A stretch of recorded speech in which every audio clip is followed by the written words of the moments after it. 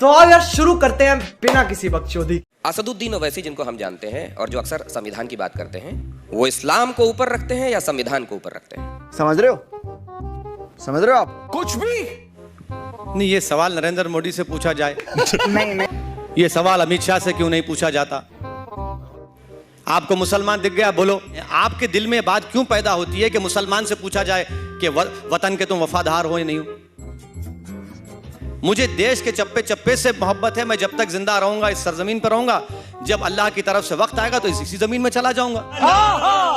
संविधान पर आपका अकीदा है, संविधान को आप सबसे ऊपर रखते हैं? तुमसे ना हो पाएगा। बिल्कुल, संविधान से देश चलेगा ना।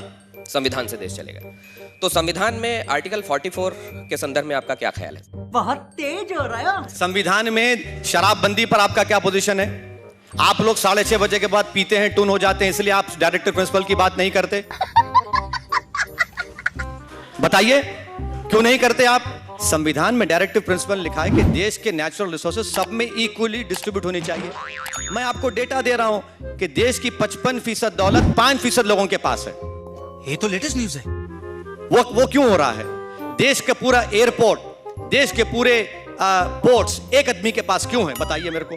फंस गया सीएम, इसे पार्टी की मीटिंग समझ के फंस गया। अनएम्प्लॉयमेंट 8% है, आप उस पर नहीं बात करेंगे। किस पर बात करेंगे आप? आप सुनिए, इसी तरीके से जनसंख्या नियंत्रण पर भी बात नहीं होना चाहिए। अभी बता है भाई, अभी बता है। करिए बात आप। हाँ, अच्छा बात किया आपने। 2020 दिसंबर में नरेंद्र मोदी की सरकार ने सुप्रीम कोर्ट को लिखकर एफिडेविट दिया कि 2 चाइल्ड नाम के हम खिलाफ हैं, क्योंकि TFR रेट गिर चुका है। तू समझा? हाँ।